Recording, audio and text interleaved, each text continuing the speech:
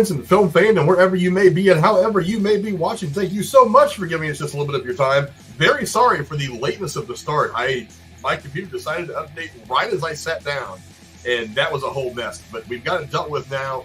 We are here, and we're going to break it down. No Jeremy tonight. He's off doing, Jeremy stuff. We don't know what Jeremy does. We don't ask these kinds of questions. But he's not here tonight. We're looking forward to having him back either for Thursday or most certainly for the Fallout stuff. We still have to figure out how we're going to approach that, but I'm looking forward to breaking all that stuff down next week.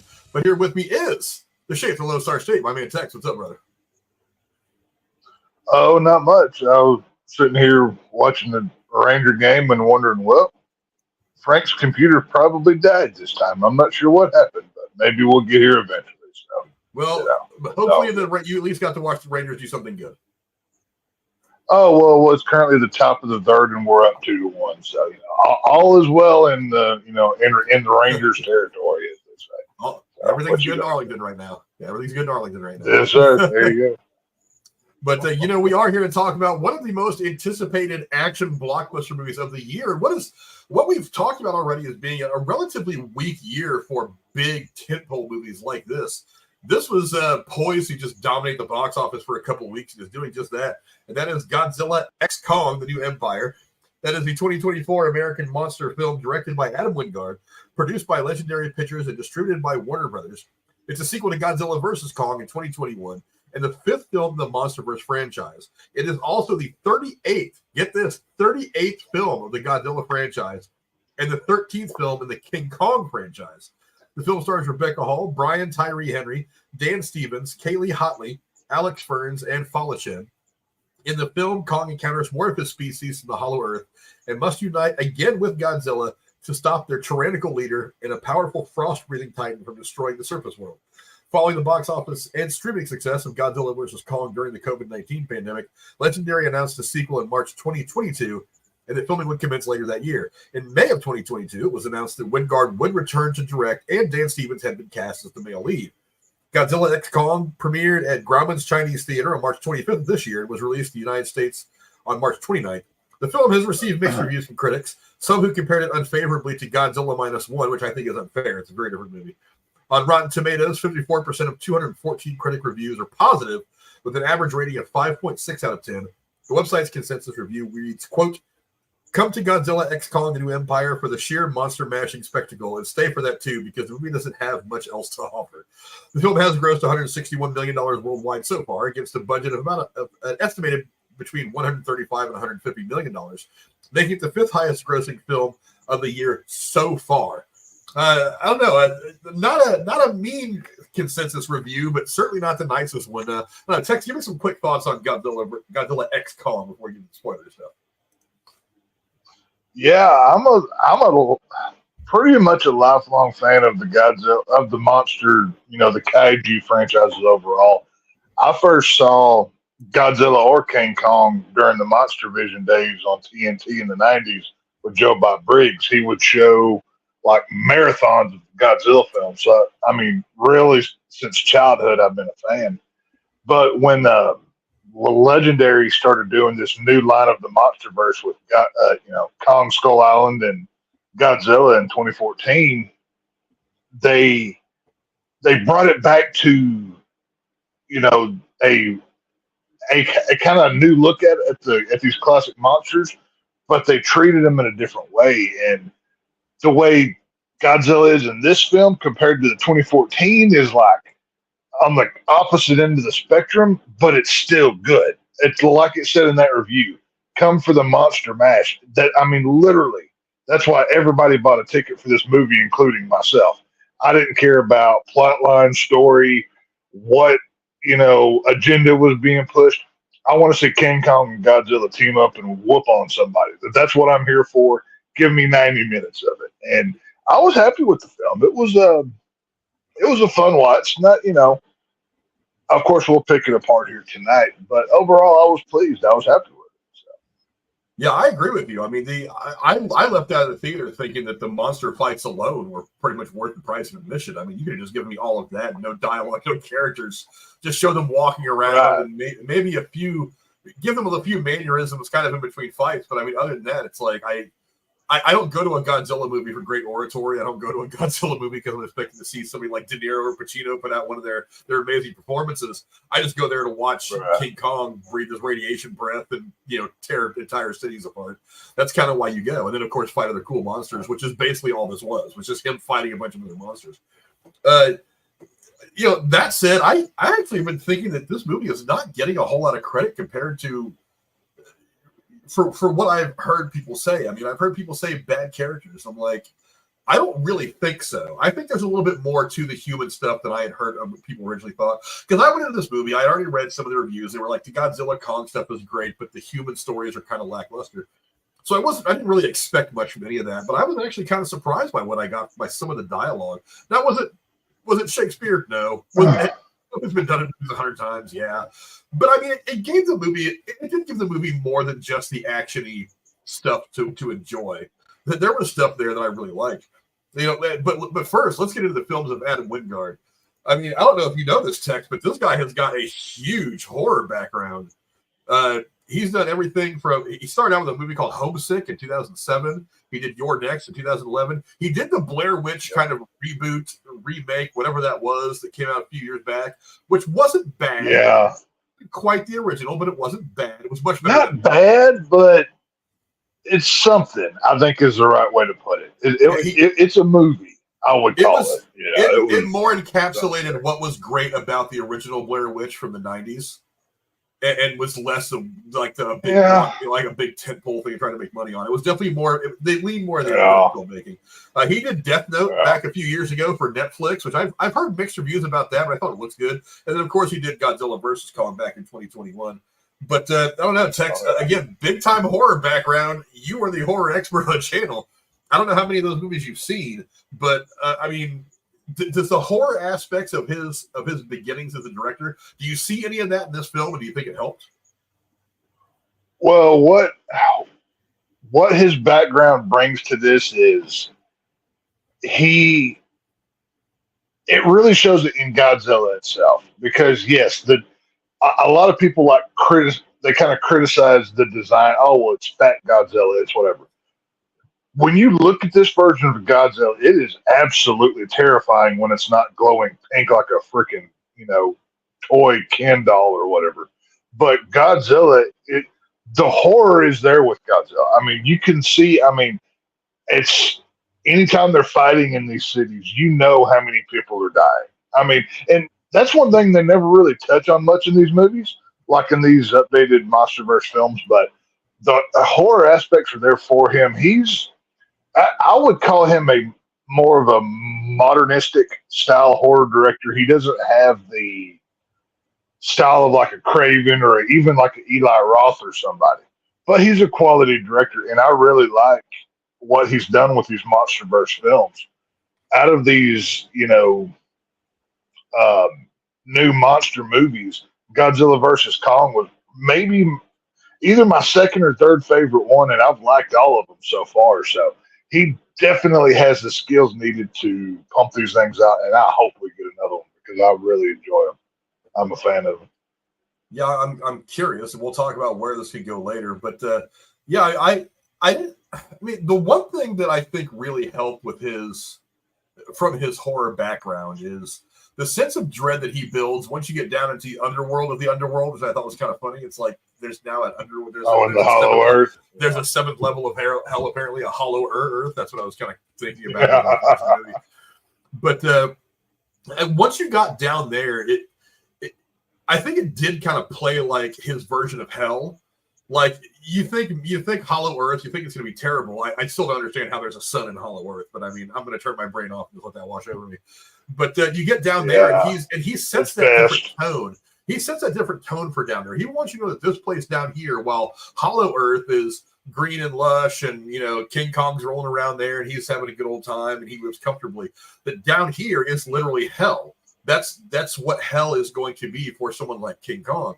So he finally makes his way down there, and he sees, and he finds other apes just like himself, but he finds them in a very not good position. I love the aesthetic of it all. The stuff with like the lava down there. It looked like hell. I mean, that's kind of, I mean, when you read about hell in the Bible and the pictorial depictions of it, it looks a lot like this. So I thought it was interesting. And I thought that's kind of where his horror background, Dante's Inferno.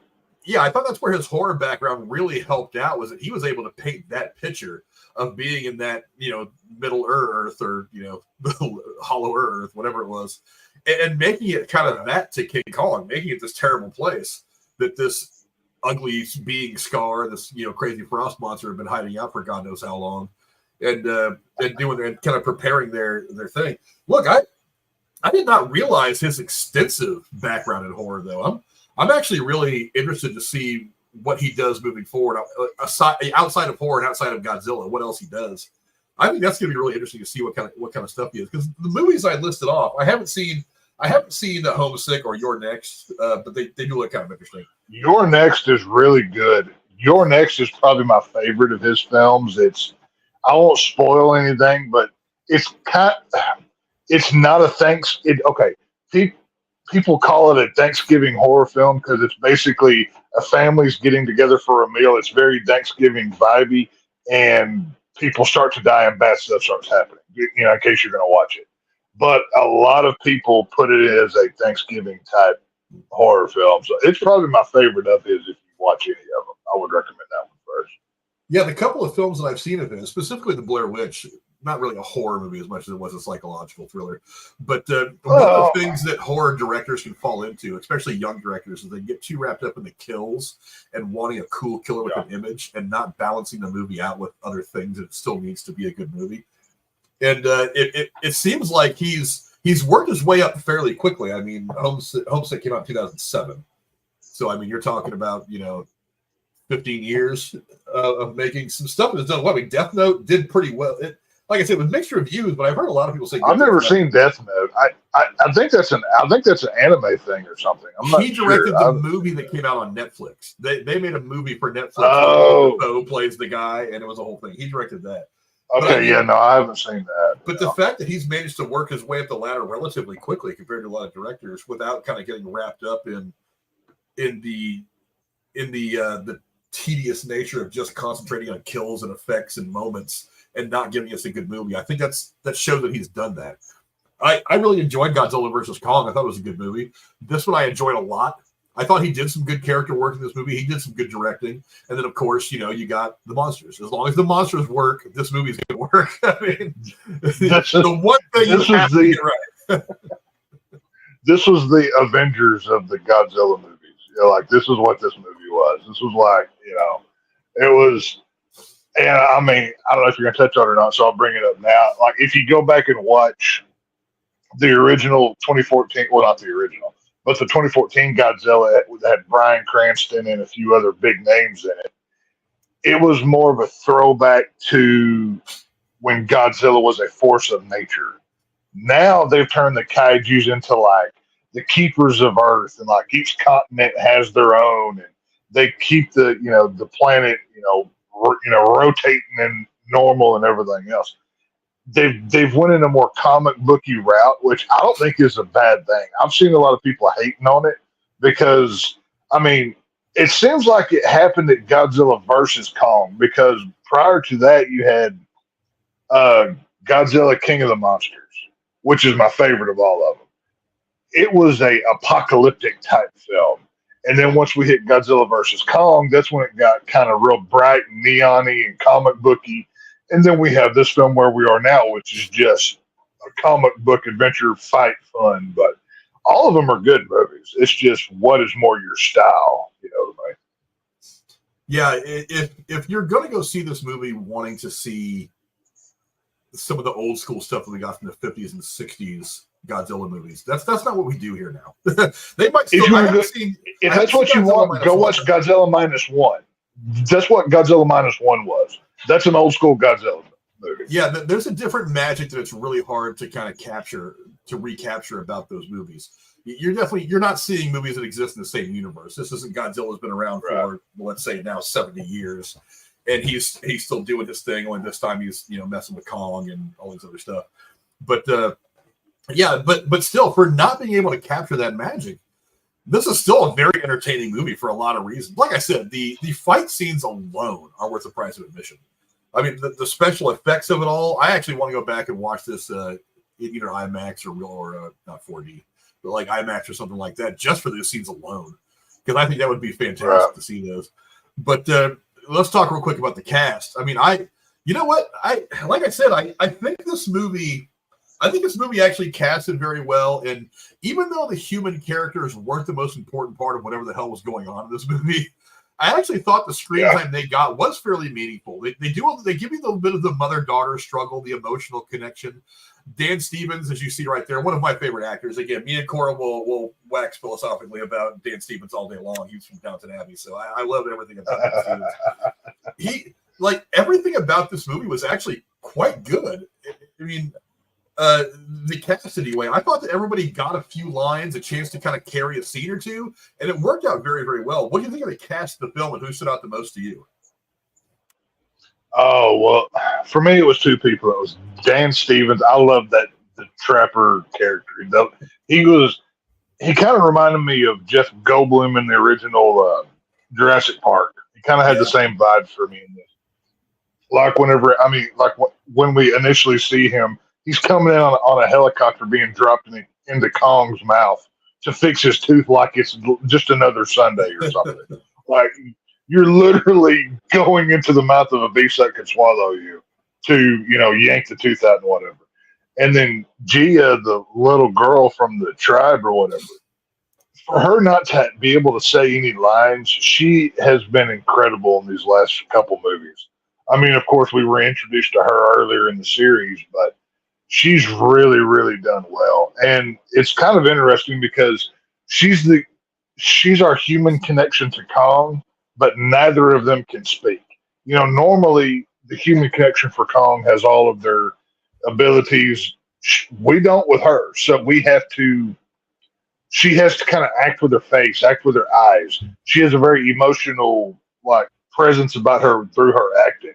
And she does really, really well for this film. I could see her having a bigger career going forward. I mean, the mom, I forget her name.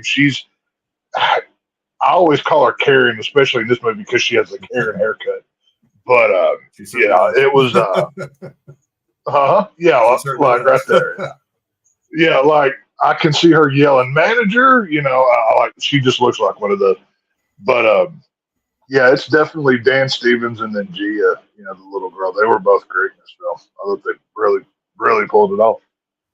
Yeah, I'm with you. I mean, for one, like I said, the mother-daughter bond, the connection between these two, it does give you that bit of emotion that this movie does need, because it can't, as much as I would like to have seen just 2.5 hours of monsters fighting, you do have to give pieces of the crowd something else. You have to give them something emotional to get attached to. It draws you into the movie a little bit more.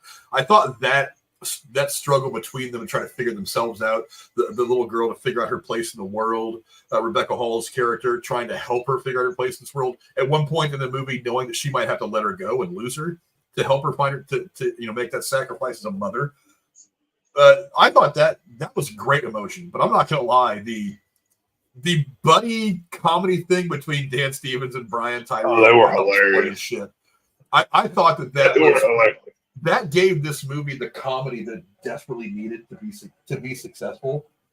And I'm very, very glad that we had that. At first, I was just like, okay, Brian Tyree Henry is going to be the outcast, the one person who doesn't really fit in this movie. He's a podcaster. He's a conspiracy theorist. He's not a Titan veterinarian like Dan Stevens' character is. He doesn't work for Monarch the way that Rebecca Hall does. He doesn't have the connection to Kong the way that the girl does.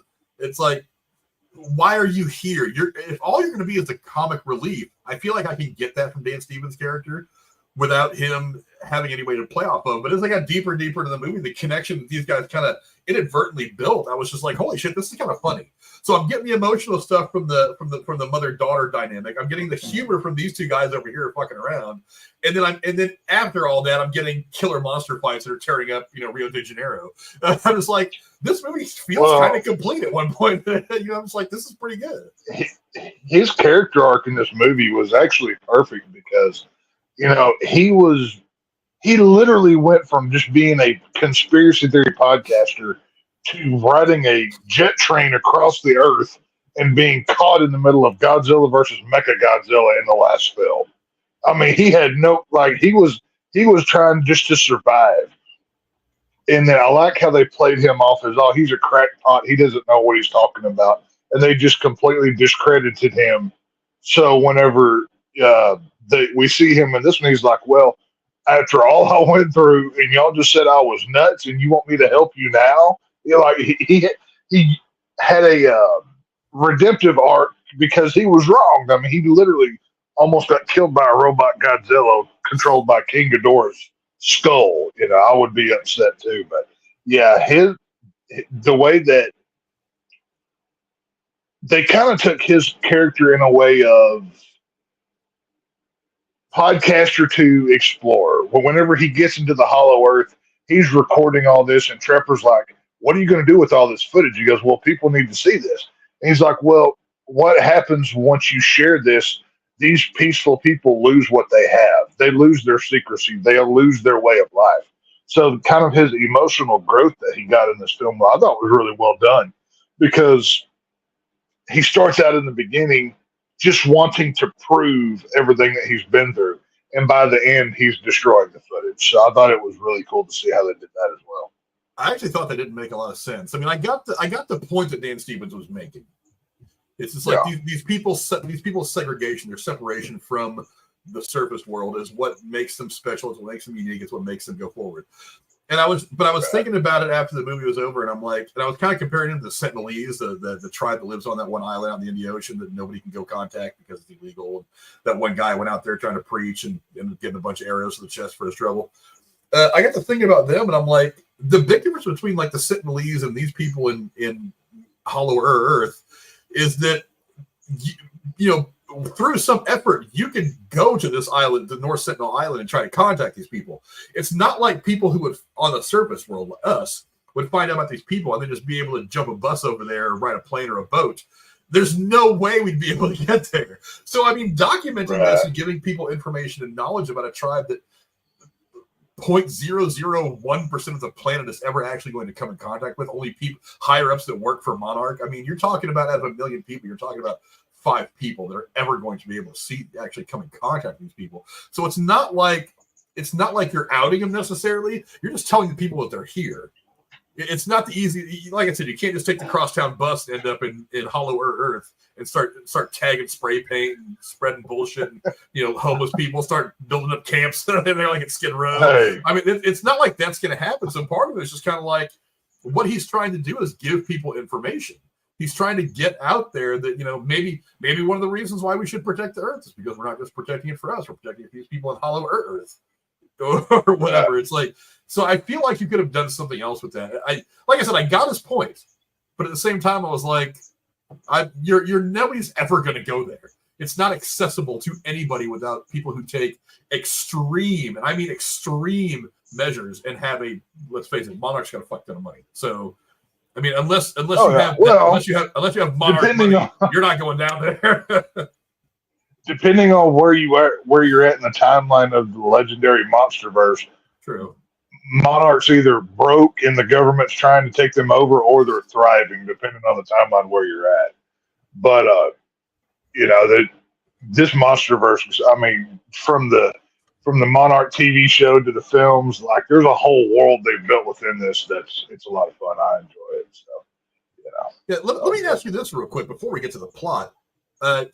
You've watched all of the Apple Plus show, Monarch. Yeah. Does it at all tie into this movie? Because I haven't seen even an episode of it yet. I haven't had a chance to sit down and watch it.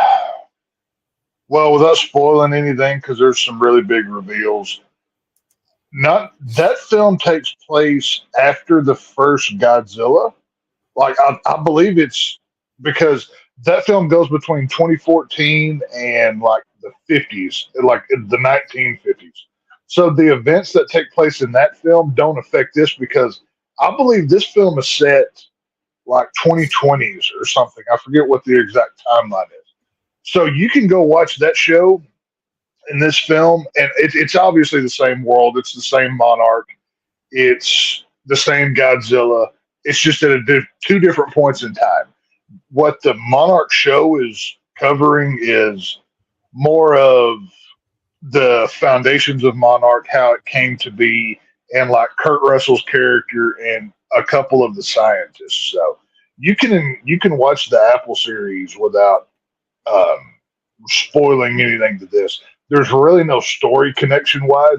It's, like I said earlier, this film is basically you're here to see Godzilla and King Kong team up and whoop somebody's ass is what you're here for. So, they're plot wise, they're pretty much separated. So you're good to go. Well, let's talk about the plot for just a second. Again, monsters fighting is kind of the base of it all. But this whole, forcing the tag team matchup between Godzilla and Kong and Scar, the Scarface, whatever the hell they call him, the Scar King. Sorry, it took me a minute to remember that. Yep. Scar King and Shimu. And Shimu, yeah. I mean that is the ultimate plot. Like I said, the human stuff doesn't really play into it, other than the fact that they have to do what they have to do to kind of help facilitate all this. Ultimately, the plot is just working these four monsters together so they can go on the ultimate tag team match that WWE wish they could pull off. I don't know. What do you think of the basic plot of the film, or was this just all really build up to the monster fight? Well, it's kind of funny. Well, we've had two huge tag team matches this year. We had King Kong and Godzilla versus Scar King and Shimu. Then we had The Rock and Roman Reigns versus Cody Rhodes and Seth Rollins. So two huge tag team matches this year. But plot-wise for this movie, this may sound a little bit dumb, but I think there was a little too much plot here. Like, I think this movie was about 10 to 15 minutes too long of just human stuff. Like, it wasn't necessarily bad. It's kind of slow at the beginning. Obviously, we know what we came here for. And, this is a King Kong movie. Godzilla kind of really took the bulk share of the last one, so Kong got to really show his emotional and kind of human side, if you want to call it that. But I felt like the human stuff kind of slowed this movie down a little bit. I would have trimmed a little bit of that out, got us quicker to where we wanted to go, and I think we would have been better off for it. But, yeah, the plot works. This is, set up to – it's Kong, he's looking for others like him, and he's seeing signs and he's seeing that. He finds it's so funny when that little red ape comes up, the one he first sees him behind the smoke. He thinks he's this huge ape, and he's like, well, he's huge to us still, but small to Kong. They did that because of the whole Grogu and, tiny Groot thing, right? They wanted a tiny Kong to add to, so all the girls could go, oh, how cute is that? That had to be what it was. But, yeah, plot-wise, this is Kong's movie. And, we're better off for it because we get to see, we've seen Kong's humanity in the past films, but they really go heavy on, he is the human's protector. He was, that was his role in that kaiju world. And it works. I really enjoy it. Like I said, maybe 10 minutes less of the human stuff, but, it's all good. I enjoyed it either way. Yeah, I didn't mind the human stuff. Like I said, it was there as a little bit of because you can't, like I said, as much as we would have enjoyed it, you can't just have 2 hours with the monsters throwing hands and destroying, 8 or 10 cities across the globe. You can't just have that. You have to have something else. I thought they could have really overdone it with some like the emotional stuff. They could have focused too much on the stuff between the mother and the daughter, but they didn't. There was a couple points in the movie where they needed to get a break from the action, so you go to these human characters to give a little bit of exposition to help grow their relationship, to show where they are. That was fine. The little bit of stuff, like I said, with Dan Smith and Brian Tyree Henry was good. That was good comedy, but they didn't overdo it. I think that they actually had a pretty good amount of the human stuff in here. I actually thought that it gave it a bit of a better plot. Because if you think about it, the basic plot, if it's just the monsters, it's monster fighting.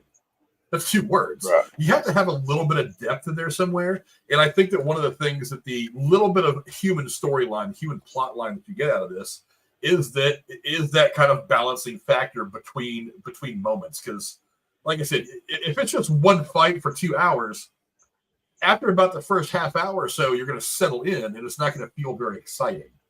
So it's like, that's why the first couple of fights are relatively small. Like, it doesn't even really show Godzilla beating one of the Titans. It's like a 2-minute fight. And then Godzilla goes to the other one. That he was more extensive. He was an afterthought in this movie, for sure. But I don't think it was an afterthought. They just didn't focus too much on the fighting early. They gave you some of the human stuff to build up, and then it's like when Kong comes to the surface, and you have the whole tooth pulling thing with Dan Smith. That's kind of where things start to build up, ramp up a little more, and then it's like he comes back up, he gets Godzilla's attention. They meet over the Sphinx, which that's still one of my favorite shots. Actually, if I could have that poster, I'd be very happy. Oh yeah, because the Sphinx is very big for those of you who've never seen it, and these guys are kind of towering over it. But yeah, I mean, so all of that was kind of cool. I forgot where I was going with this for a minute. But yeah, I thought that there was decent balance. They really easily could have overdone the human aspect of it, but they didn't. Because let's face it, we go to a Godzilla movie to see Godzilla. We go to see Kong. We're not going there to watch this mother and daughter, hash out their shit. We're not going there to watch Dan Stevens and Brian and Tyree Henry joke. It's fun for a moment, but we're there for a specific purpose. I actually thought it worked out pretty well. I thought the plot was pretty clean. It wasn't overstuffed with bullshit that didn't need to be there. Now, the one big exposition dump where she's like reading the hieroglyphs in the cave, I'm just like, I know people that know hieroglyphics. They can't. I don't think anybody, even Indiana Jones levels archaeologists, can just look at hieroglyphics and read them the way she did. So the fact that she's just looking at these pictures on a cave wall and she's basically telling a story that consists of the last 30,000 years of Earth history, I'm like, okay, this is a Godzilla movie. I'm just going to let it wash over my head. I'm just going to let it happen. Except that scene was there for the people who were like, oh, I want to go to the movies. What's that? Oh, Godzilla and Kong. Okay, I'll go see that. That 2 minutes of the film was for that crew who did not see any of these previous stuff, and they wanted to give everybody the Cliff Notes version of how we got to where we are. That's all that was. So, I didn't mind it, but it was cheesy. I do agree. So. But also in this cast, don't forget is a bunch of monsters. Mothra. It's not just the human characters; it's a bunch of monsters. I think the monsters pretty easily outnumber the human characters in this movie. We got Godzilla and Kong. Obviously, they're the title card characters. We got Mothra. We got what's the name? Scar King.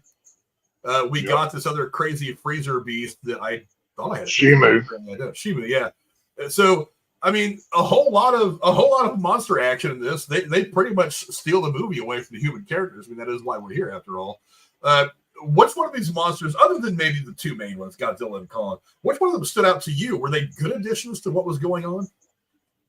Not to mention the 3 or 4 times we saw Godzilla beat early in the movie. I love the kaijus. I've always, like I said, I was a kid watching Monster Vision, just mesmerized at these people in these monster suits from these, old, King Kong and Godzilla movies. There are so many kaijus in this world that I can't remember the name of the one that Godzilla kills to get that pink energy in this film. The one that lived underwater. I can't remember the name of that one. But there are hundreds of kaijus, and that's one of the things. If you do like the kaijus, they touch on more in the Monarch television show. They bring in some that they haven't used in this series of films before.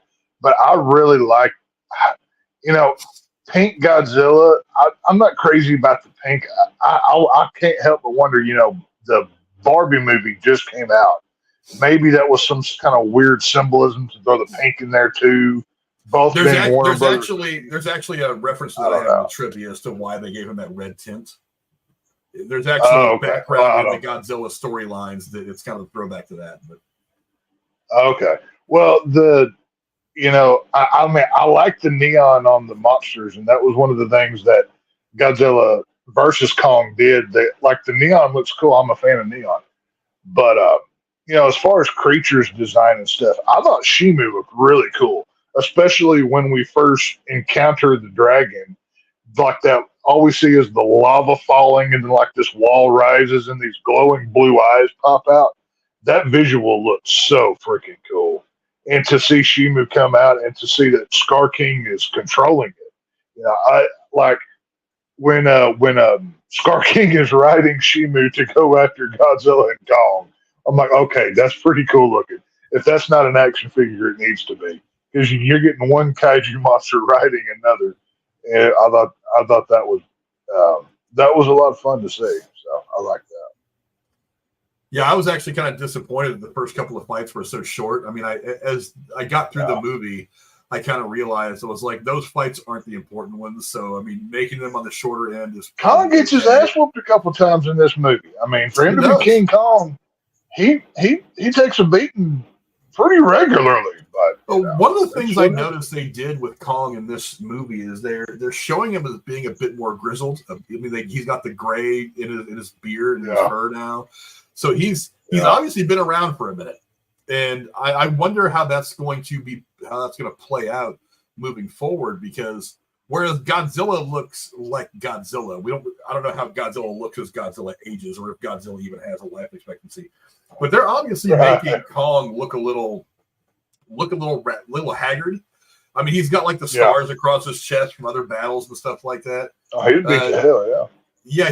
He's the one that seems to be taking all the lumps. I wonder if at some point we're going to see Kong die at some point in these movies, and maybe Kong take over, which wouldn't be a surprise. I mean, because what they kind of did with baby Kong is he's not Kong's son, but he's definitely at the end of the movie when Kong kind of takes him under his wing. They're kind of going for the son of Kong thing, so maybe that'll end up being something like that. But who knows how it's going to end up? I mean, Kong's looking like that was a big thing in the old movies. There was a son of Kong and everything else. So I think at some point we'll see Kong sacrifice himself to save something or somebody, and then the son will take over, I'm sure. So yeah, I wouldn't be surprised. He's seen a few battles. He's like that old Norse warrior that has somehow managed to live past the age of 40, and he's haggard, and it's like he doesn't understand why the battles haven't gotten him yet. It's like I keep fighting these battles hoping to die in battle, and nothing's gotten me yet. What the hell's going on here? Right. But that leads into my next question is what's to come? I mean, obviously there's going to be another movie. Obviously there's more story to tell. Obviously Monarch's not done being Monarch, being the corporate conglomerate. Everybody kind of ends the movie in a place where there's more story to tell, at least more potential for story to tell. What do you think comes from another potential Godzilla Kong team up? Well, I think they've already announced Monarch Season 2 on the TV show. I could be wrong about that, but I think I remember hearing that. And the last I saw about this film, it's profitable. It's making a good bit of money. So I would hope that they continue this. Adam Wingard already said that he has a plan for his third movie in the Wingard trilogy or whatever. What that is, I don't know. There are so many kaiju monsters. It could go anywhere. Me personally, I'd like to see King Ghidorah come back. He's maybe my favorite of all the kaijus. So maybe we see him come back, because there were hints that he's obviously not all the way dead. There's ways to bring him back. Who freaking knows at this point? But I do hope that the next one is more Godzilla based than Kong, because I like Godzilla more as a character. So I would focus more on Godzilla in the next one if it were me. In this one, Godzilla was too much. We see him. I mean, he's sleeping. He's doing this. Like, we see him minorly, but we need more Godzilla. So give me more Godzilla, please. That's my main thing. Yeah, I don't know where you could possibly go from here. Like I said, plot doesn't necessarily matter. Story doesn't necessarily matter. You don't need plot for these movies. It's which monsters do you want to see? It's all about the monsters. I want to see them explore a little bit more of like how Earth manages to go, how well humanity manages to go on with 9 or 10 Titans rolling around. I was watching the movie, and this scene right here in the final battle in Rio de Janeiro, thinking to myself, the guy wrapped around a piece of a building and is throwing a piece of the building at King Kong. And I'm willing to bet nobody had a chance to evacuate that building. So there's probably about 300 people there that are about to die. And right. I was actually, if Jeremy would have been here tonight, I would have messed with him with a body count number, because there's no way. I mean, there's no way, because I'm thinking about this. I'm like, in every city that they fight in, I'm like, you had to have killed like 50 or to 100,000 people in this movie at some point. And as I was watching the movie, I'm thinking to myself, how do humans deal with this shit? I mean, because it's not like it's just Kong and Godzilla. There are 9 different Titans, I think they said, around the world that every so often pop up and cause trouble. I'm like, Yeah. how do you live in New York? How do you live There's in way Miami? more than that. How do you live in Rome? How do you live in Rio, knowing that at some point your city is going to be destroyed when these monsters get pissed at each other? It's like, how does humanity figure that out? Kind of the same question that you're asking yourself when you watch like the last couple of Jurassic Park movies. It's like, great, dinosaurs are out there in the world now. How in the hell does humanity survive with dinosaurs that can eat all the human beings? How does that work logically? So I would like to see them explore that a little bit more in between badass monster fights, of course. It's kind of, because I think eventually it will come to the point in this story, at least the way I would write it, that it's going to have to be like, look, these Titans can no longer be allowed to exist. It's like they've killed, at this point, probably 2 million people in their skirmishes. Yeah. Trillions of dollars in damage all over the world. It's not feasible to even have them here. We have to do something to just get rid of them so that we can continue to go on as a species without having to worry about one of these guys stepping on us when they're throwing a punch at some of the giant monsters. So I think that kind of thing has to be addressed. To bring it a little more into the realism, not too much, but just a little more closer to the realism, just enough to where. Well, they've even played with that in these movies, though. I mean, in the last couple movies, like I said, really ever since Godzilla King of the Monsters, that kind of set the tone of we're not the dominant species on this planet. They are. And I mean, I'll give you one spoiler. At one point in the Monarch television show, they literally set up an H-bomb knowing it's going to attract Godzilla. He goes to check it out because he can sense the radiation. They blow him up, and all it does is supercharge him. So with our biggest weaponry, it does nothing but make the guy stronger. It's like ants saying, "Oh, we got to do something about these humans. They're just causing ruckus everywhere they go. They kill our, ant hills. They poison us. They do whatever." We are subservient to the kaiju's in this world, and there's no way. I mean, a kaiju might kill one another. That's really the only way. We can do. We just have to hope we just survive the chaos and the carnage. But I mean, good luck. I mean, if you can pull some Oppenheimer shit, and come up with some new technology to kill these things, I guess get on it. You know what I mean? But what you do is fire them off into space like they did Hulk, and then we have a World War Godzilla. Oh no, we're not even safe. King Ghidorah came from space. We're not even safe there. You know what I mean? So I was also interested. I've always seen that Mothra has always been an antagonist of Godzilla. I thought it was interesting that they made Mothra kind of a not so much a hero, but kind of the one piece of connective tissue that kind of puts all this together for Godzilla and Kong to help them team up. I thought that was weird because I've always seen him and Godzilla going at it with one another. Making Mothra a good guy was a little odd to me, especially considering the first Godzilla movie that came out where it was based in San Francisco, that's like the first of this trilogy that we've got now. So it exists in the same universe. And that was the first of the 6 films that we've gotten. Yeah. And then they throw some hint at Mothra. They had when the whole place was messed, after the nuclear radiation, whatever, they had that little glass terrarium that had Mothra written on a piece of masking tape, that kind of thing. Yeah. So it's has Mothra existed for a bajillion years, or was Mothra mutated like them and he just went down there and hid?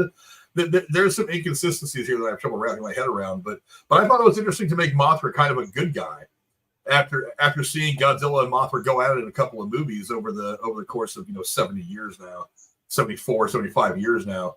I thought it was interesting making Mothra kind of the good guy. Yeah, it was cool. It worked out great. It's not even just Mothra. They've done the same thing to Godzilla.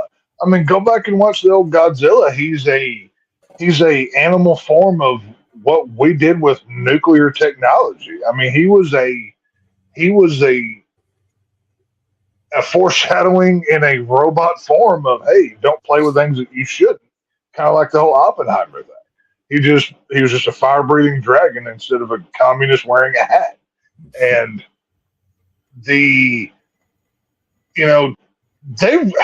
that's one thing I like about this. That's why I said what I did earlier. The 2014 Godzilla film to this one, they're in the same world, but they feel completely different. Godzilla is presented differently. It looks differently. I like the way they used Mothra in this, and I think they did this to just not just. I don't think they just did it to bridge a gap, but to give us something for Gia to make her feel special, which is kind of dumb because she was already special because she was the human connection for Kong. He was the one that he connected to, and they had the sign language and the whatever. But Mothra's role in this film, I thought was really done cool to have. Number one, I love the design of Mothra, especially when she's glowing and all bright and lit up. Looked great creature design, and I mean great CGI work in this movie too. For there to be very little practical effects, everything looked really good.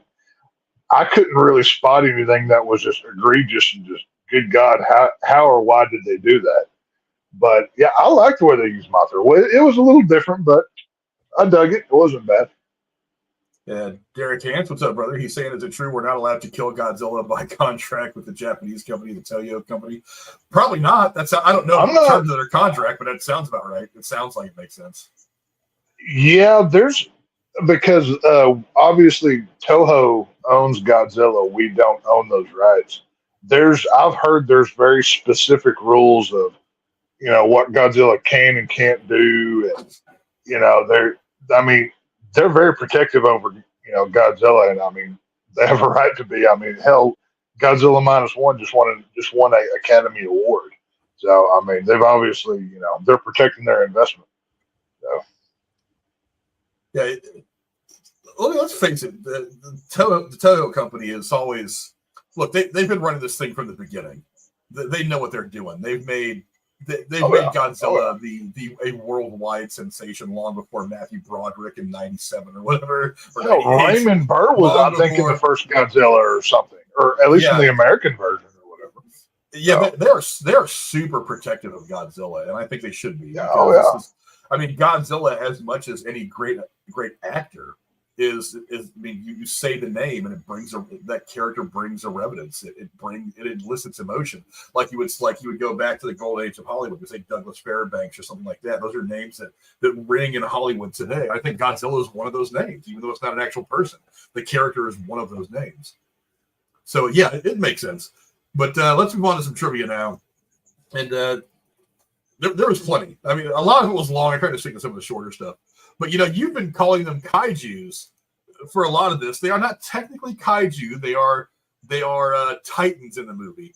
However, one of the things that I noticed in the movie the first time I watched it was the image used for the blueprint of the Beast Glove is the arm of the Pacific Rim Jaeger Gypsy Danger in the 2013 movie. So there's a small connection, but they haven't officially connected it. I've always called them kaijus. I mean, going back for years. So I know the Pacific Rim uses that term more. Titans, to me, I don't like that name as much as, to me, kaiju, I don't know, to me it sounds, that's just the term that I use, but it's, I use a lot of weird fucking words. Well, there's been since the first Godzilla movie came out in 2017, the first of these series of movies, there's been a big, because at the time I think Pacific Rim had been out for about a year or so, and that was a big movie. So there was a lot of people saying the first one was perfect. The second one sucked. Yeah, the second was terrible. But there was a lot of people saying like, "Hey, this is like perfect crossover material. We could say that Godzilla is a kaiju, and you've got Pacific Rim, so it's like we've got the Jaegers and Godzilla going at it." And I think that'd be a fun movie, but it never really panned out that way. And eventually, I think maybe the people that run Godzilla's name, the Toho company, probably were just like, if not Pacific Rim. Well, we do have an opportunity here for a crossover if we want. It's not Pacific Rim, but it's the next best thing. How about the Justice League versus Godzilla versus Kong? Right now, you can go buy a comic book where the Justice League fights these monsters because they're Warner Brothers has the rights to all the properties. So of course you make a comic book about it, like Batman's going to stop Godzilla with enough prep time. So why not? Right? It's possible. Superman versus Godzilla alone would be an interesting fight. Yeah, no, it's comic books out right now. I mean, it's go to your local comic shop or I guess at Amazon or whatever. So. I'd say we give Gunn and Safran a couple of years to get their universe together before we start going really big. Let them get established, then we'll try some crazy shit like the Justice League versus Kong or Kong or Godzilla. Right? Yeah. But, why not? It'd be fun. I'd watch it. Why not? According to director Adam Wingard, Scar King symbolizes an upscaled version of the worst parts of humanity, just as Kong represents the best parts of humanity. So another big difference between those two characters is kind of one's good, one's evil. It is like kind of the classic battle of good versus evil. I thought that was pretty cool. Hey, Scar King's weapon, that spinal column, that was an awesome freaking weapon. Like, obviously, Kong had the dorsal fin of Godzilla on a stick as a weapon, so they had to give some kind of primitive weapon to Scar King, like with that spinal column as a whip, and that little crystal that controlled Shimu on the end. I thought that was really cool. I liked that. I thought Scar King alone was kind of weak. I'll be honest with you. I mean, obviously we see at the end of the film, without that crystal, he's nothing. I mean, Godzilla could have handled him by himself. But when you've got Shimu on a leash, you can pretty much do whatever you need to. So it's all good. See, you talked about Dan Stevens and kind of his character, how much we enjoyed it. For Trapper's appearance, Adam Wingard wanted him to have the 80s action figure feel, and he was based off G.I. Joe character named Chuckles. He looks like one. He's got the Hawaiian shirt and the aviator glasses, and yeah, I can see it. I watched a lot of G.I. Joe when I was a kid, and I'm having trouble remembering the character Chuckles. I'm assuming that it was a cool character. Chuckles. I was never big into G.I. Joe, but I can't recall that character either. It's not real familiar. There was so many characters that came and went over the course of that movie, over the course of that series. I knew there were a bunch, but it's hard to pick out one specific and remember them, with the exception of the 3 or 4 big characters. But let's see. Although never mentioned in the film, the Mini Kong's name is Suko, which was revealed on toys. It carries significant meaning, as when written phonetically in Japanese, it can be broken down to 2 characters that ultimately mean essential child. Interestingly, Suko is a typical female name in Japanese, and perhaps coincidentally, is the Filipino word for surrender. Really? I love when they give names to characters and stuff like this in movies, because there's always some other meaning. And sometimes it's really surprising. And if you're smart enough to actually look up their names before the movie starts or something like that, it gives you an idea as to what this character really is without having to go through the movie to see how they kind of grow. The scene where Kong and him are in the water and they encounter that water beast or whatever that Kong has to kill. And the Junior Kong still hasn't warmed up to King Kong quite yet, and Kong tosses that part of the fish over to him to eat it, and he kind of looks at it like, "What's this? Where's my chicken nuggets?" or some kind of look, or whatever. And he starts biting into right, it's like, I want a Happy Meal, Dad. That's kind of the in my dad brain. That's kind of where my mind went. But I'm curious to see where they go with this character, because it's obviously not his son, but you don't have to birth a child to be a parent to that child. So it's kind of cool that they play with kind of the whole adoptive angle for the father-son relationship. I also wonder. We'll see where they go with it. I also wonder if Kong is going to be kind of like the de facto leader now of the Ape Nation and the Hollow Earth. Well, you would think so. That's kind of he just defeated their Scar King, so they have to have a leader. It would make sense. True. With a net budget of $135 million, this is the cheapest MonsterVerse film to date. Really? Well, this is just proof, ladies and gentlemen, that you don't have to spend You don't have to spend $250 million to make a good movie. You just don't have to do it. They didn't have Bryan Cranston. He obviously died in the first Godzilla film. They didn't. What's the girl that plays 11 on Stranger Things? I forget her name right now. Dang, I can't remember. Either way, she wasn't in this movie. She was too expensive to play in this film. So you didn't have any real big stars, that you had to pay $20 million to, and the rest of it was basically CGI. So make it a affordable hit, which that was one of the things that Zaslav, whenever he took off, he wanted to do, and hey, it's a success from what I can tell. So. Yeah, let's see. According to director Adam Wingard, Kong and not Godzilla is the true main character of the MonsterVerse.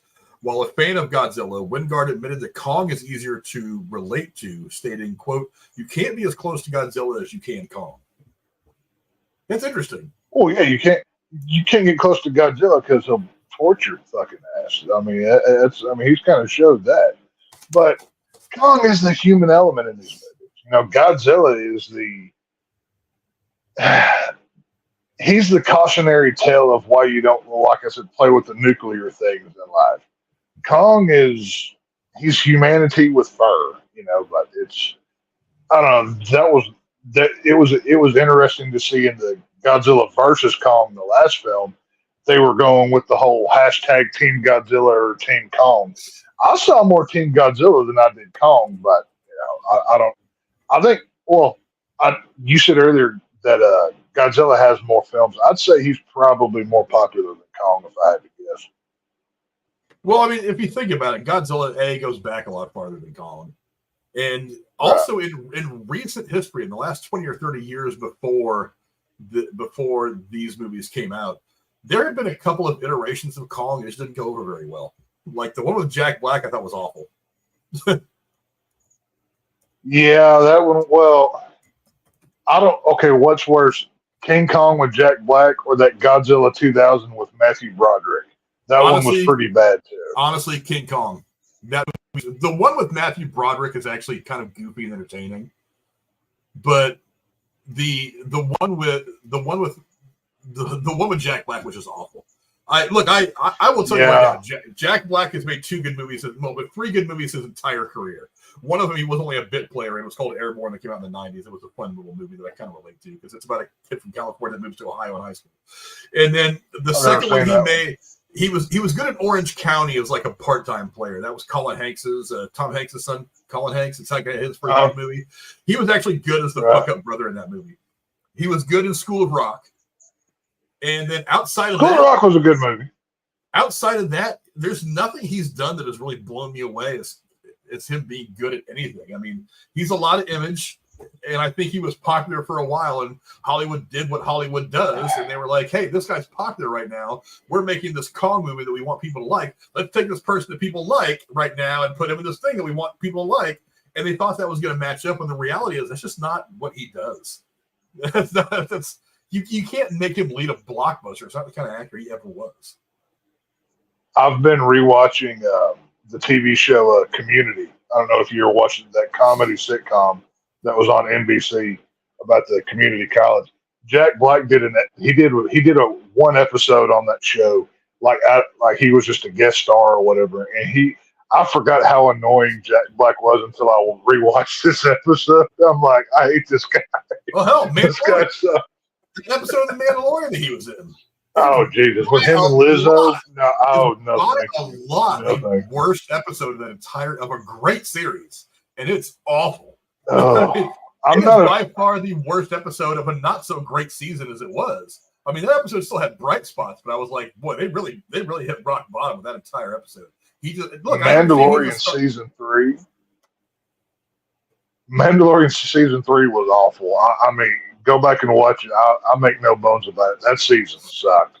I had to work to get through that one. It bookended pretty well. In the middle, it really kind of lost its way. I think it started strong and finished pretty strong. In the middle, I was like, that whole episode with Lizzo and Jack Black, I could just eliminate it from the entire season and it would make everything better. Well, Lizzo is a trash human being. I mean, just go look at what she makes her employees go through with all her scandal crap. She's a disgusting woman. And Jack Black, he's just annoying. And I know they said that they were like, they were Star Wars fans and wanted to be involved. I'm like, I'm a big Star Wars fan. That doesn't mean that I should play Luke Skywalker in the next movie. You know what I mean?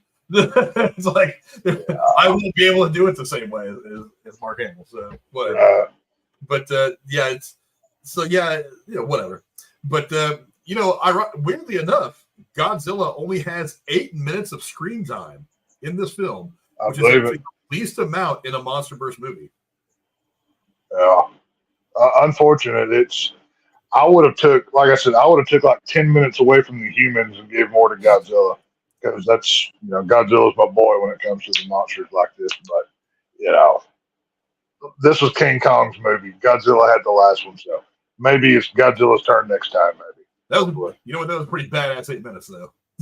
and no, it was great. I mean, they're gonna come out. Yeah, he spends like 2 of those 8 minutes curled up sleeping in the fucking Coliseum in Rome. Okay, come on.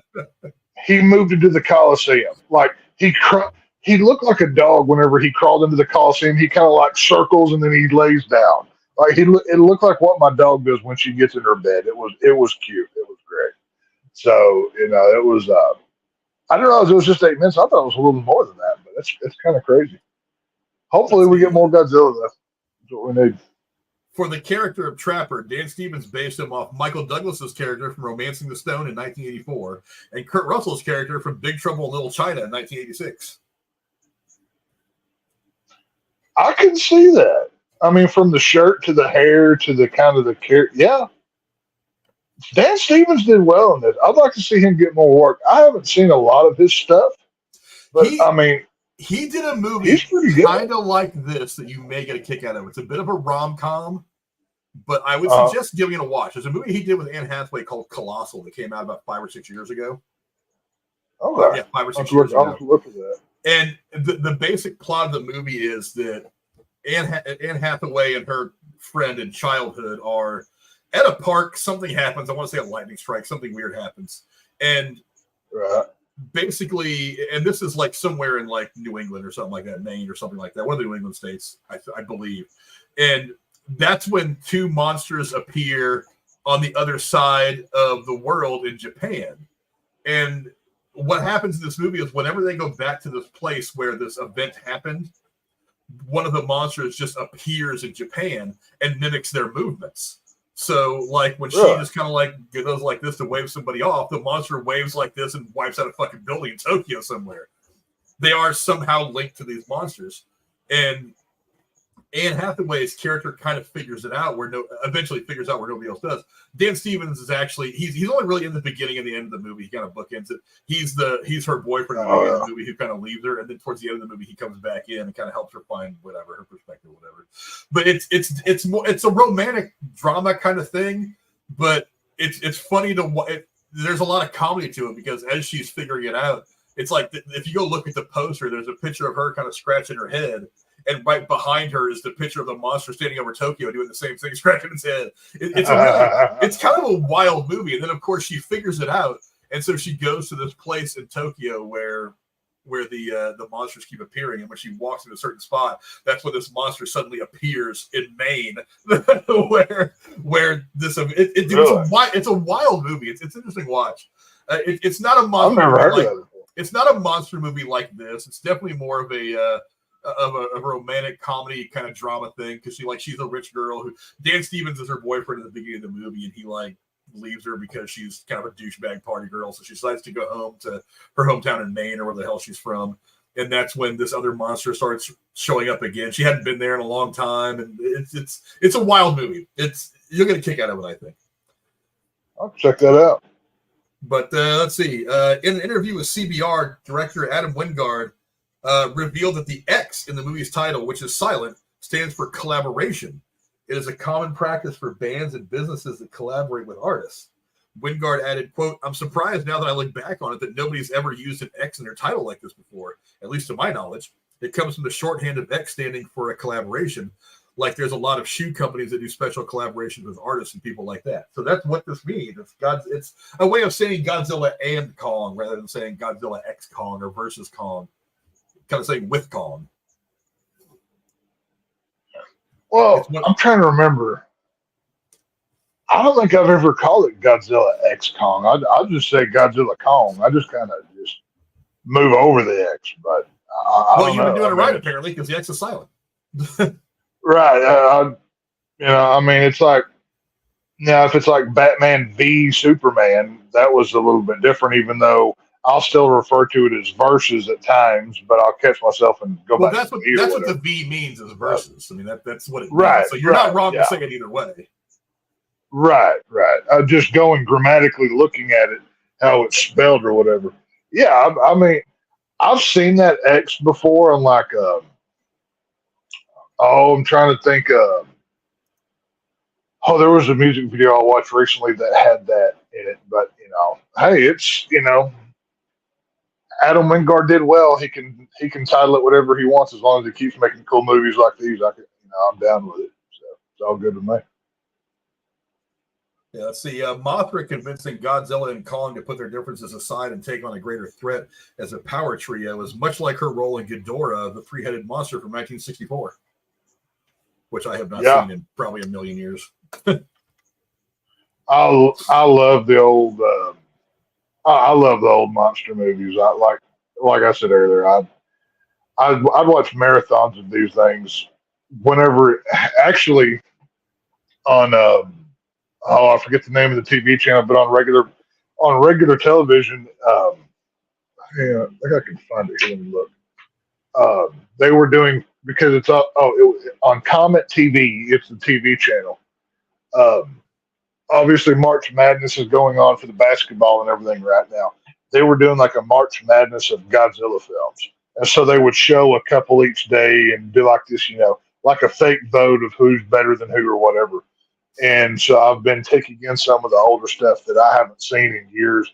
I recently rewatched the Raymond Burr Godzilla film, and I forgot how much I liked that movie too. But different era of storytelling for sure, but definitely a good one. Most of them are pretty fun watches. Not all of them, but I'm a fan. Yeah, this film actually holds the record for the most Titans to appear in a MonsterVerse film outside of stock footage, with at least 9. Yeah. Well, I thought King of the Monsters had more than this one. I do not know. Guess not.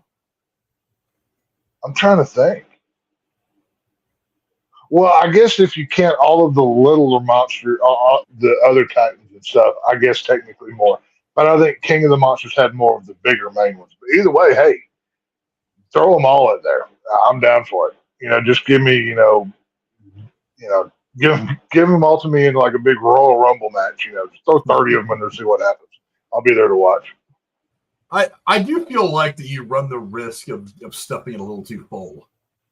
Because it's like watching two monsters fight a couple times, of course, the movie is great. Watching Godzilla and Kong scrap it out and then realize they have to fight these other two monsters, that's fine.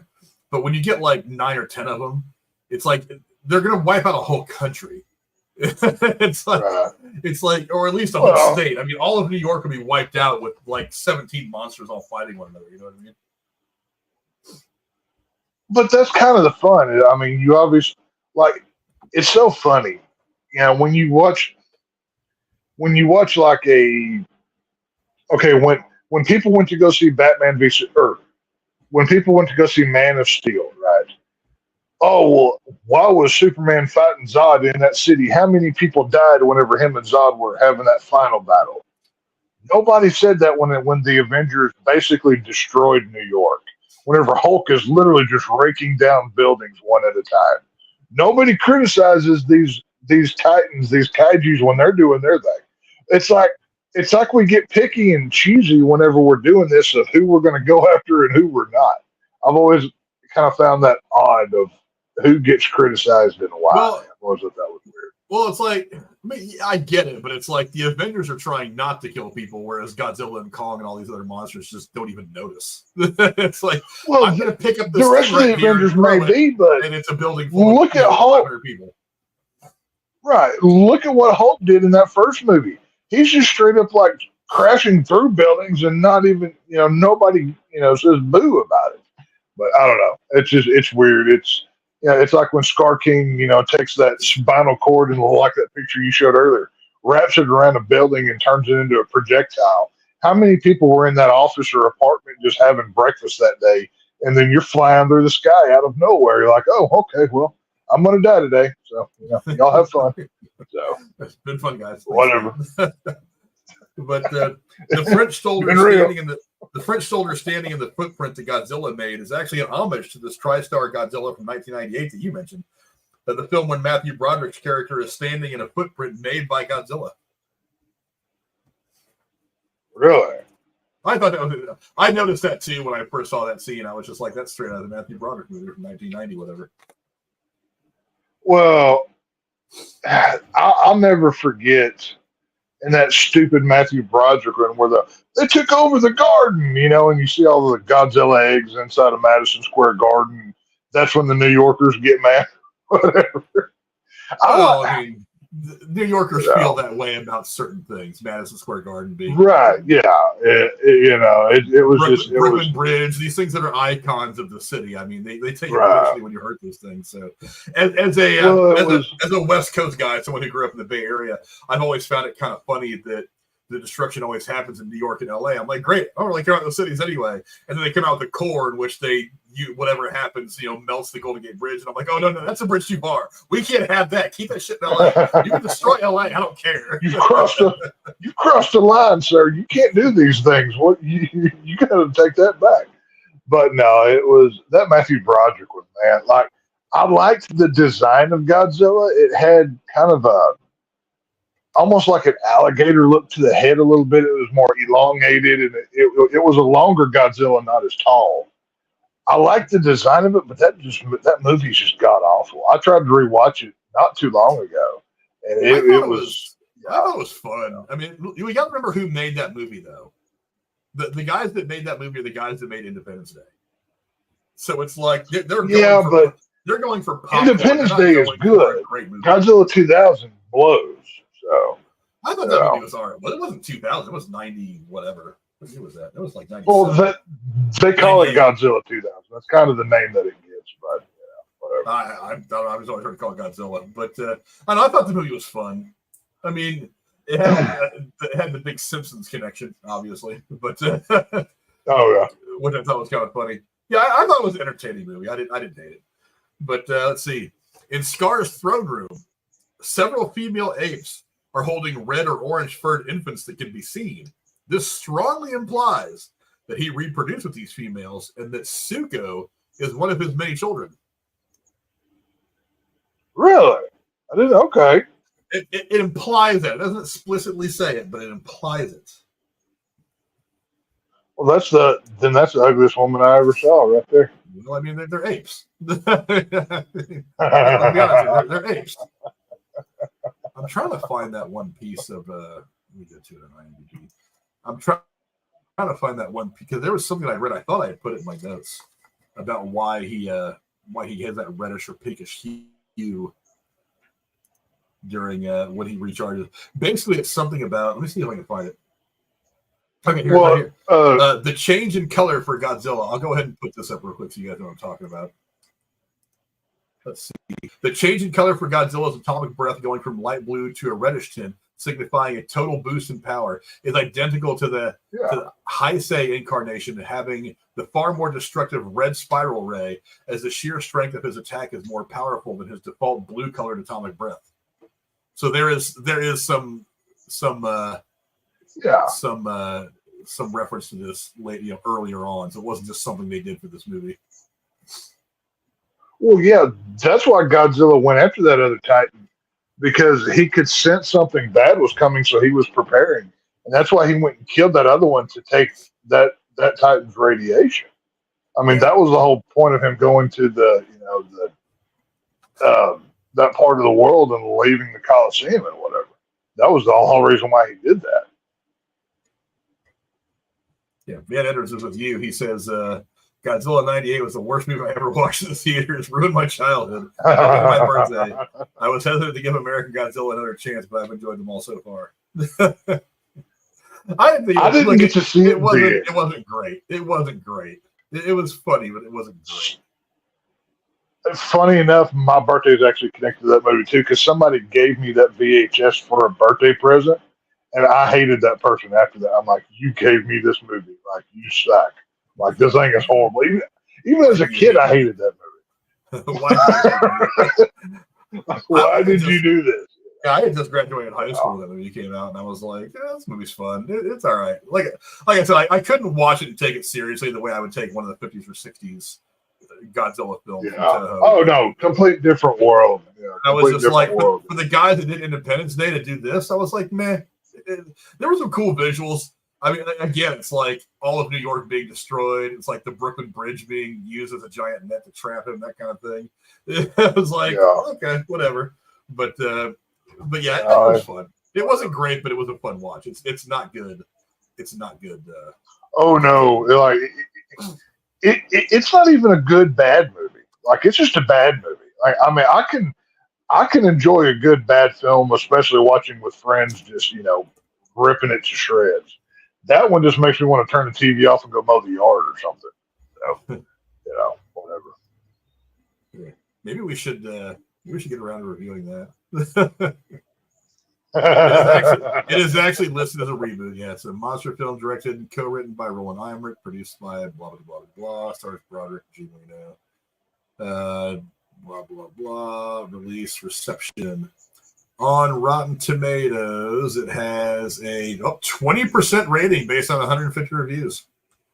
Wow. The average for some reason, 4.5. That's way too high of a rating. It should be like 2 or 3 at the most. See, this is it's kind of a mean consensus rating. It says without compelling characters or heart, Godzilla stomps on everything that made the original or any monster movie worth its salt a classic. Kinda, yeah. They're not wrong. I mean, it wasn't a great Godzilla movie. It was entertaining and fun, but it wasn't a great movie. I don't really know what they were doing, kind of trying to do that shit up anyway. Yeah, I do like the look of Godzilla though. Godzilla looked good in the movie. It was an original design. I know the Asian market hated American Godzilla, especially the way it looked, everything. Like, there's a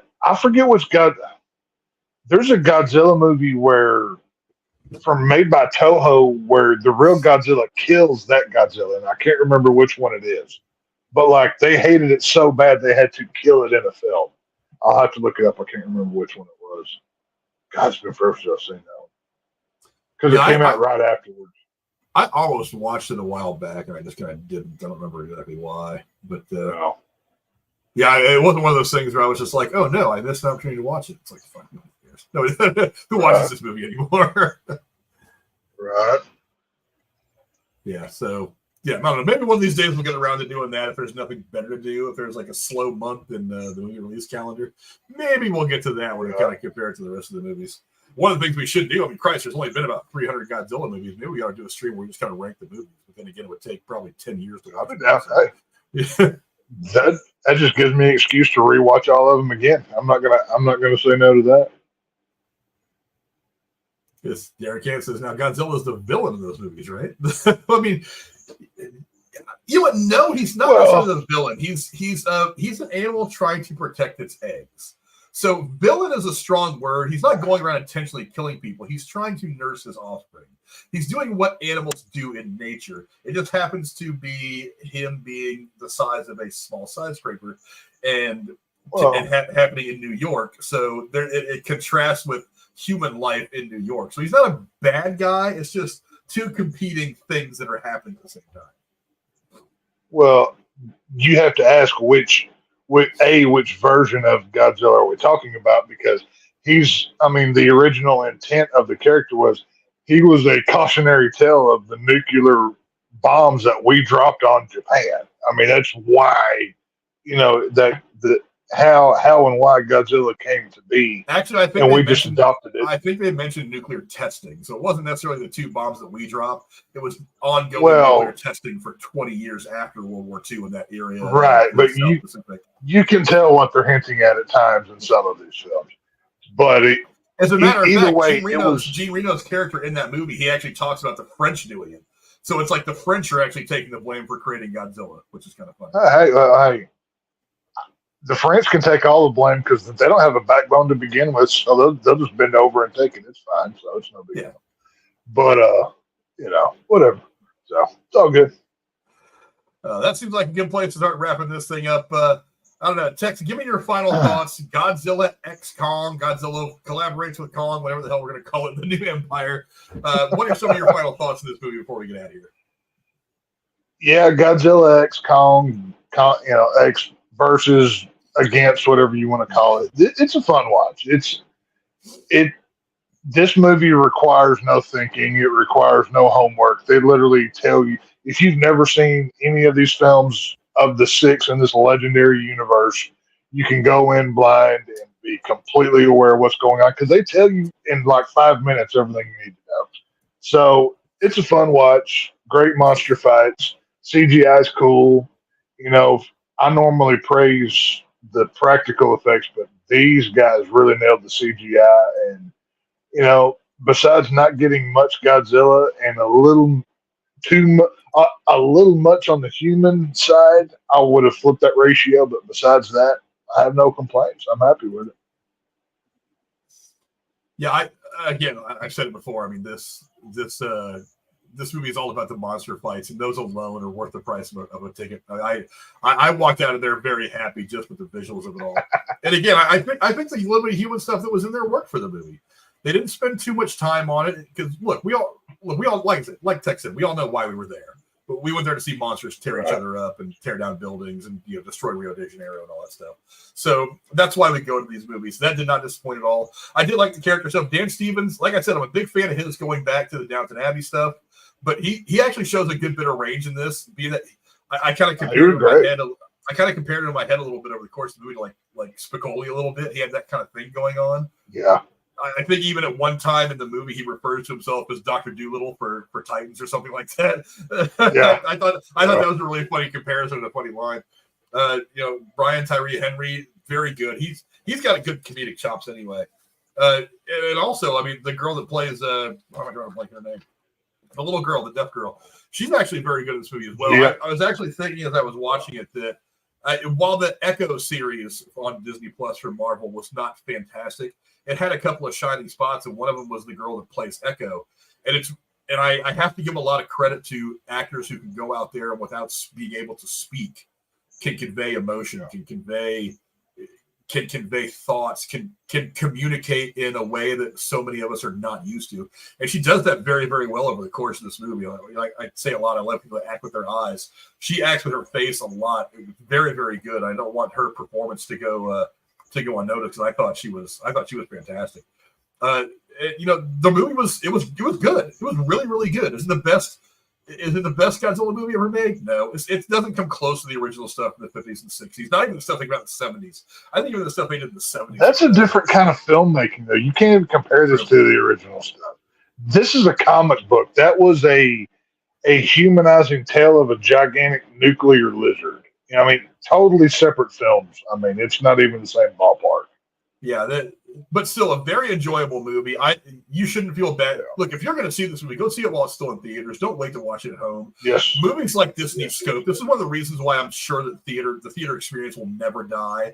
Is that if you're going to watch a movie like this, a movie like Star Wars, if you're going to watch a movie like anything like Marvel or DC, you have to experience them the first time on a big screen. They're designed to be seen in that scope.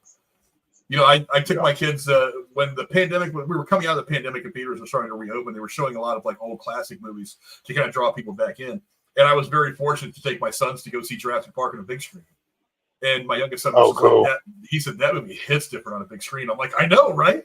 I was like, he's seen it on TV 1,000 times, but he's like on screen. That movie's just different. I mean, yeah, it's 90 something. The effects are a little bit dated, but it's like he said, man, that movie is different. Hey, they still hold up. And they do hold up. The T-Rex effects still hold up, though. But yeah, so go see this movie on a big screen. Get the full effect of the Titans going after one another and destroying entire cities, and Godzilla curled up like a kitty cat in his little bed in the Coliseum in Rome, which I thought was a funny shot. Which actually, Adam Wingard put that shot in there because he saw his cat curling up on his bed and thought it would be cool to see Godzilla do something like that. So that's why he put that shot in there, which I thought was kind of funny. But I dig it. I like it. But thanks to my co-host for coming and hang out with me as always. Again, no Jeremy tonight. He had something going on, but I'm sure going to be back for the next couple ones, especially the Fallout breakdown when we start that. Cora is in the midst of going back and forth between state and state, so she'll be back whenever she gets around to it.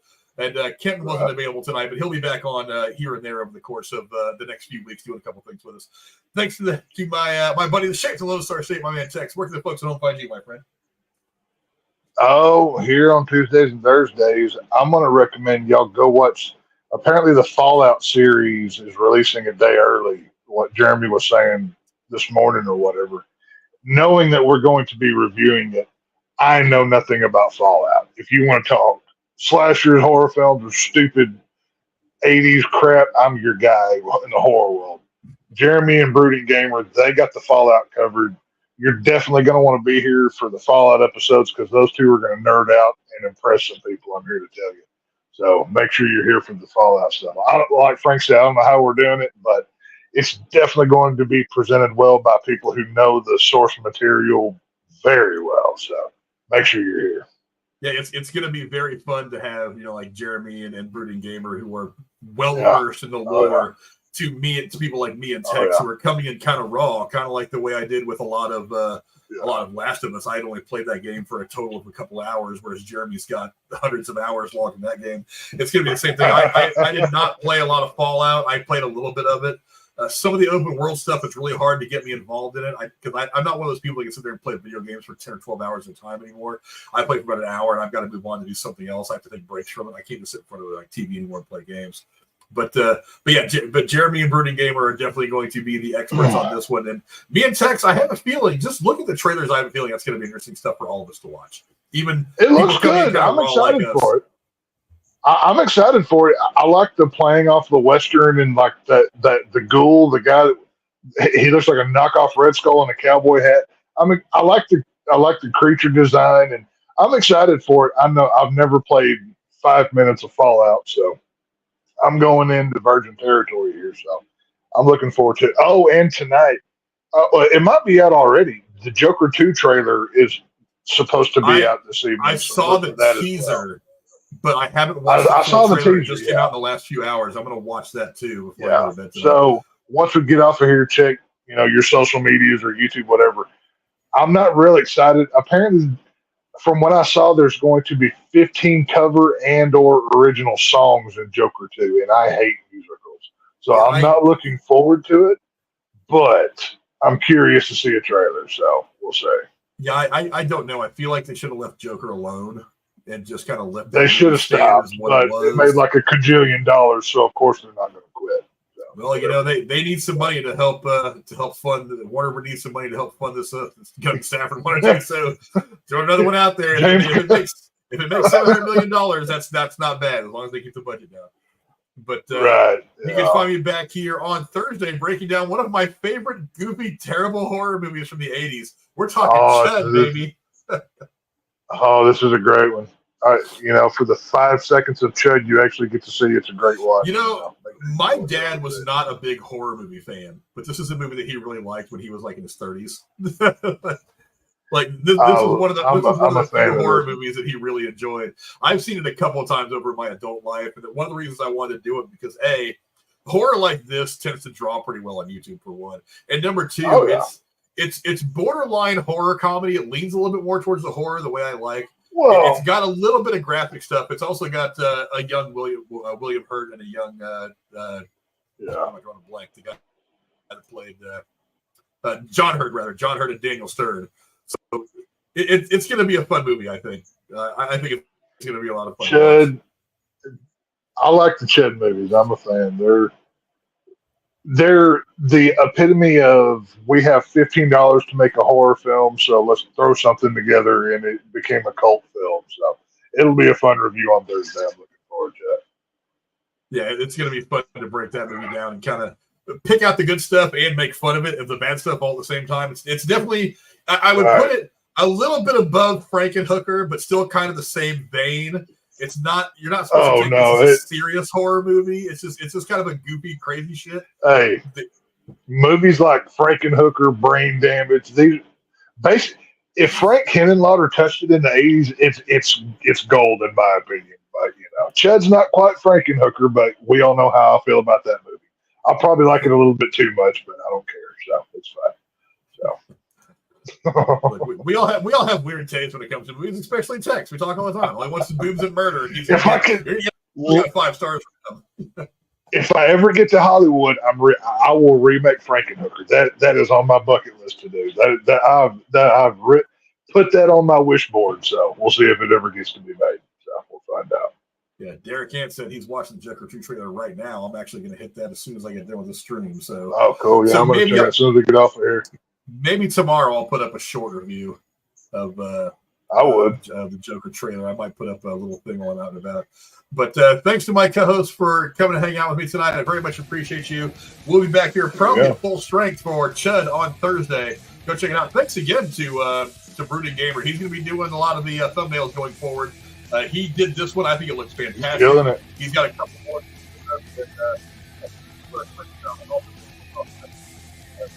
Definitely better with the Photoshop stuff than I am. But see us again on Thursday for Chud. Until next time, adios. See y'all later. I mean, whatever. No boobs, no murder. Still a fun movie.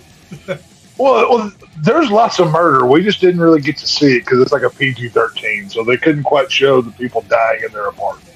Body count. We just kind of it's like it's more of implied